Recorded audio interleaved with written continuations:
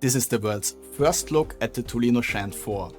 It's the newest entry of Germany's biggest booksellers. We will check out the build quality, display, general features and software functions to see where the device is positioned, who should take a closer look, and why this e-reader might even be a good choice for Android fans.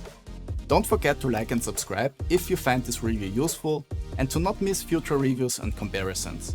So let's start with the display quality. The Tolino Shine 4 has a 6-inch display and got an upgrade to e-ink Cutter 1200. At the moment, that's the best e-paper technology on the market. However, as we have seen with the Pocketbook era, it's no guarantee for superior contrast levels. In case of the Shine 4, the new display technology can deliver and offers high contrast levels that are on a similar level as the Kindle Paperwhite, Tolino Vision 6 or Kobo Libra 2.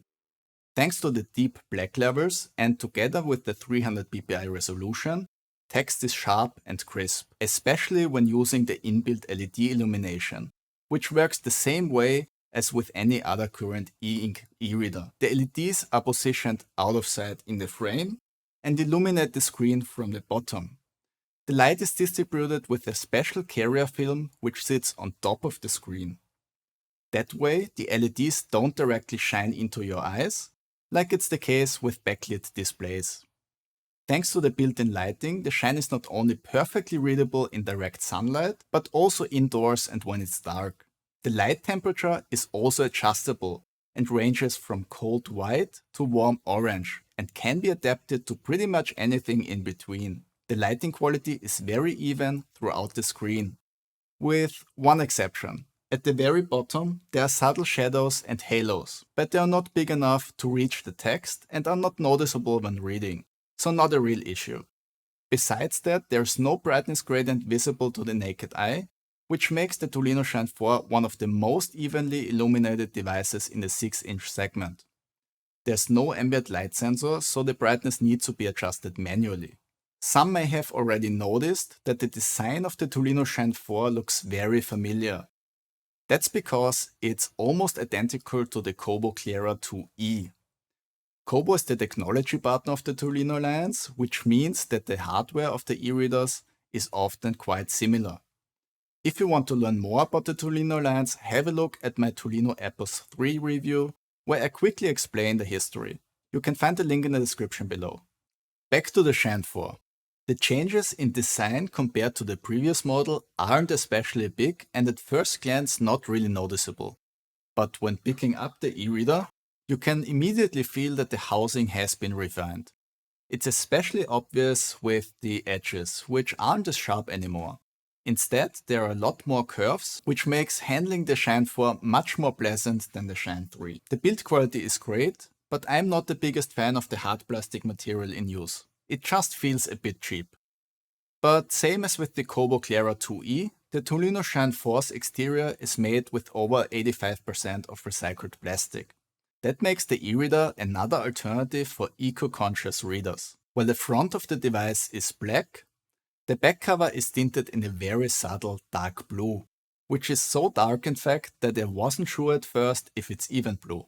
Another change is the power button placement on the back side, which I like because you don't have to worry about accidental presses when standing up the e-reader. Other than the power button, there are no other buttons on the device. One of the biggest changes of the Tolino Shine 4 is under the hood. It now uses the same quad-core CPU and 1 GB of RAM as the Vision 6 and Epos 3.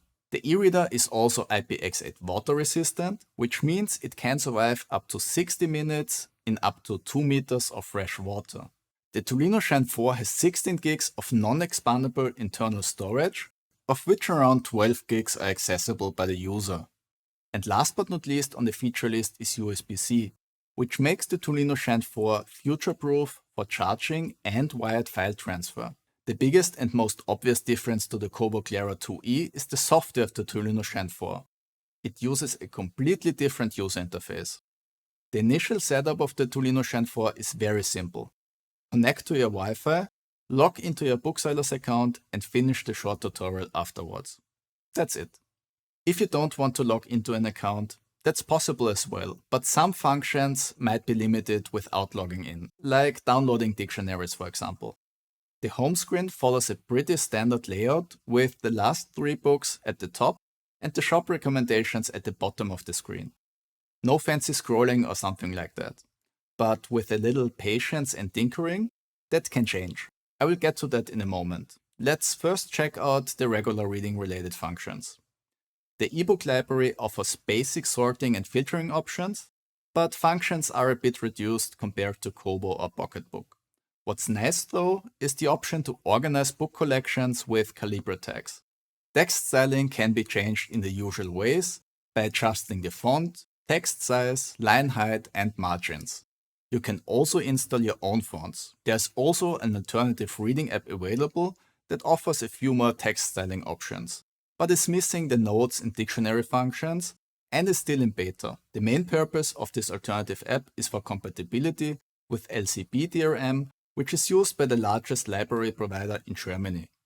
I personally use the regular app as it feels more polished and is also quicker to open books.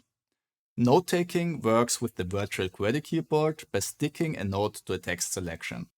Those can be exported easily with the automatically generated text file, very similar as Kindle is handling it. Looking up words in the dictionary is possible in an explanatory or translation dictionary. Both use the dictionary as a source, and coverage can be very different depending on the language. What I don't like about this implementation is the necessity to make another tab to open it from the context menu. With Kindle or Kobo, the dictionary opens up directly in a small pop-up window, which is much more convenient if you're using it often. Reading PDF files is rather basic, so I will keep this part short. You can open PDF files and use text reflow mode, but that's it. Zooming can be done with the virtual buttons or by using pinch to zoom. And honestly, responsiveness is pretty bad, especially when keeping in mind that the device has a quad-core CPU. Luckily, there's a workaround for the limited PDF features and the bad PDF performance, which I will come to in a second. First, I want to quickly mention the shop, which can be accessed directly from the home screen. Depending on where you bought the Tolino Shine for, there's a different shop pre-installed. The shop design is also different depending on the provider, which breaks the user experience a little bit in my opinion. Not because you switch between those shops, which you can't, but because many of the ebook stores look like regular mobile websites. The shop integration is much more seamless with other mainstream manufacturers. Nevertheless, all purchases are synced with the Tolino Cloud and are directly downloaded to the device, which makes handling still pretty convenient. Okay, so let's finally talk about Android. The Tolino user interface is actually an Android app, because the underlying system is Android 8.1. The device is set up in a way for the user to never leave the Tolino launcher, which means you can't use any Android-related functions which aren't built into the Tolino user interface. But there are actually 2 options to bypass the Tolino launcher, which I will explain in a follow-up video shortly. The result is the option to install your own Android apps, which makes the Tolino Shine 4 a compact Android tablet. But there's a catch. Android isn't optimized for the e-ink screen, like it's done on Onyx Books devices for example. Most of the time that's not a problem because surprisingly many apps run without issues. But if there are problems, you can't really fix them as easily as on dedicated Android e-readers. So the bottom line regarding Android is, while it's not intended, you can install Android apps with a little tinkering and most of the time it just works fine. This also allows for working around the mentioned PDF shortcomings, because with the right app, opening and navigating PDF files works pretty smoothly. Before concluding this review, I also want to mention battery life, because the new hardware platform with its quad-core CPU had some issues when it was first launched with the Tolino Vision 6 a year ago. And also the recently launched Tolino Epos 3 isn't really the best in terms of battery life. I haven't been able to use the Tolino Shine 4 for too long, as my review unit only arrived a couple of days ago. But at the very least, I can say that I didn't notice any unusually high battery consumption, as it was the case with the other 2 devices. The smaller build with its fewer LEDs and still comparatively large 1500 mAh battery seems to do the trick. The Tolino Shine 4 left a positive impression after using it for the last few days. The new Encutter 1200 screen offers great contrast levels and the inbuilt light is distributed evenly along the screen. That makes reading on the Shine 4 very pleasant. Even though the eReader doesn't have any major weaknesses, two compromises have to be made as far as I'm concerned. The first one is the rather cheap hard plastic feel of the device. So if you intend on using the Tolino Shine 4 without a case, that can be a bit annoying. The other downside is the rather limited software. It's very easy to use and clearly arranged, but it seems like the development came to a full stop at some point. Other manufacturers have updated the devices with new user interfaces and functions over the past few years, while the Tolino models haven't seen much change lately. At least it's possible to work around that issue if you're willing to tinker with the device a little bit. Because with accessing Android and using your own apps, you can move past this point.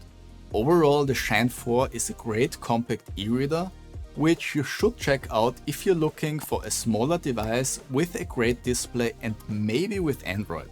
I have a few more comparisons and reviews lined up, so don't forget to subscribe to the channel if you like this video and want to see more. Thanks for your time watching and see you in the next one.